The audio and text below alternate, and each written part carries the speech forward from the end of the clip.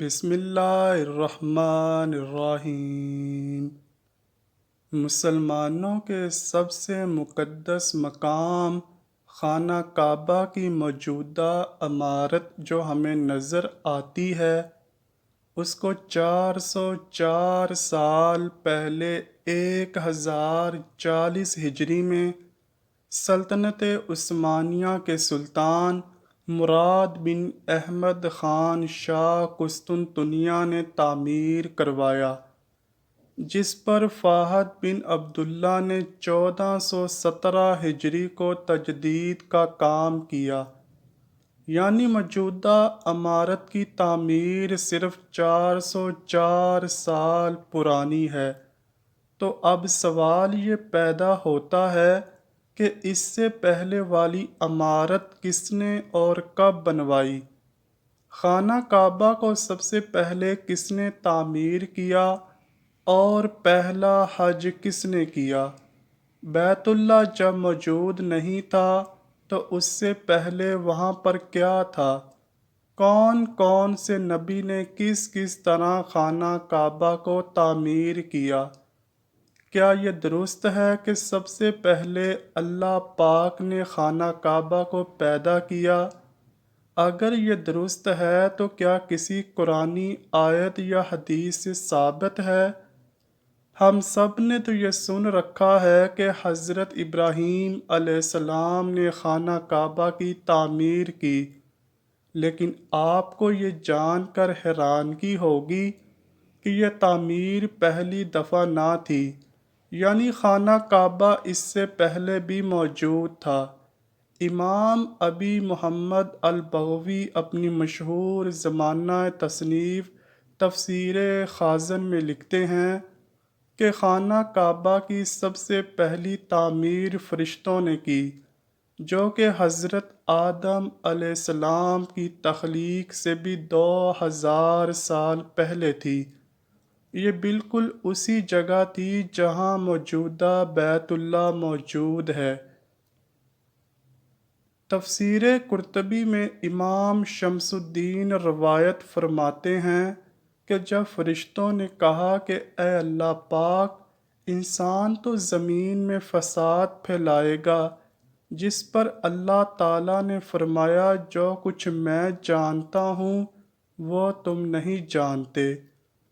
بس فرشتوں نے یہ مان لیا کہ اللہ پاک ہم سے ناراض ہو گیا ہے، چنانچہ انہوں نے گول چکروں میں طواف کرنا شروع کر دیا اور ساتھ میں اللہ کی تسبیح اونچی آواز میں شروع کی، تو اللہ نے ان پر رحم فرمایا اور اسی جگہ جہاں انہوں نے چکر لگائے، اپنے عرش کے نیچے ایک بے مثال زبر و جد کے 4 ستونوں پر ایک گھر تعمیر فرما دیا، جو بیت المعمور کے نام سے مشہور ہوا۔ سورہ طور کی آیت نمبر 49 میں اللہ پاک نے بیت المعمور کا ذکر فرمایا ہے۔ بیت المعمور 7ویں آسمان میں عرش کے سامنے کعبہ شریف کے بالکل اوپر ہے۔ آسمان میں اس کی حرمت ایسے ہی ہے جیسے زمین پر کعبہ معظمہ کی حرمت ہے۔ یہ آسمان والوں کا قبلہ ہے اور ہر روز 70,000 فرشتے اس میں طواف کے لیے اور نماز کے لیے حاضر ہوتے ہیں، پھر کبھی انہیں واپس یہاں آنے کا موقع نہیں ملتا۔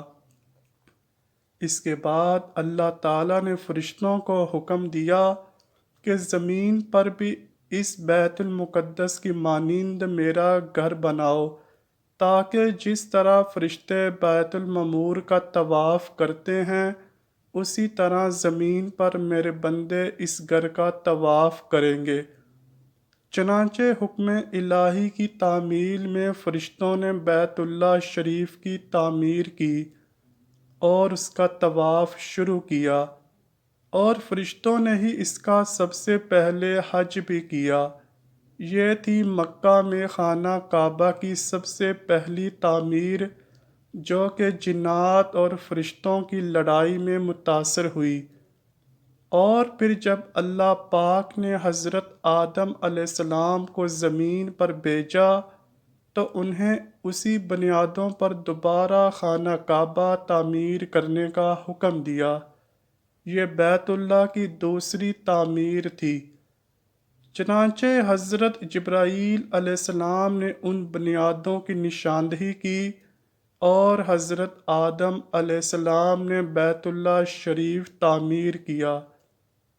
پھر اللہ پاک نے حضرت آدم علیہ السلام کو طواف کا حکم دیا اور ساتھ فرمایا آپ پہلے انسان ہیں اور یہ پہلا گھر ہے۔ تیسری تعمیر، وقت کے ساتھ ساتھ کعبے کی دیواریں کمزور ہوئیں تو حضرت آدم علیہ السلام کے بیٹے حضرت شیث علیہ السلام نے مٹی اور پتھر سے خانہ کعبہ کو دوبارہ تعمیر کیا، جبکہ کچھ مفسرین کا خیال ہے کہ حضرت شیث علیہ السلام نے صرف مرمت کا کام کیا تھا۔ چوتھی تعمیر، ناظرین گرامی، تاریخی روایت میں ہے کہ جب طوفان نوح آیا تو اس میں خانہ کعبہ کی عمارت بالکل غائب ہو گئی تھی۔ پھر جب حضرت ابراہیم علیہ السلام مکہ گئے تو انہوں نے حضرت اسماعیل علیہ السلام کی مدد سے حضرت جبرائیل علیہ السلام کی بتائی گئی نشانیوں پر کھدائی کر کے خانہ کعبہ کی تعمیر کی۔ یہ بالکل انہی بنیادوں پر تھی جہاں حضرت آدم علیہ السلام نے اس کو تعمیر فرمایا تھا۔ قرآن پاک کی سورہ بقرہ کی آیت نمبر 127 تا 134 میں اس کا تفصیلی ذکر موجود ہے۔ جب حضرت ابراہیم علیہ السلام مکہ آئے تو وہاں خانہ کعبہ کی جگہ صرف ایک سرخ ٹیلہ تھا۔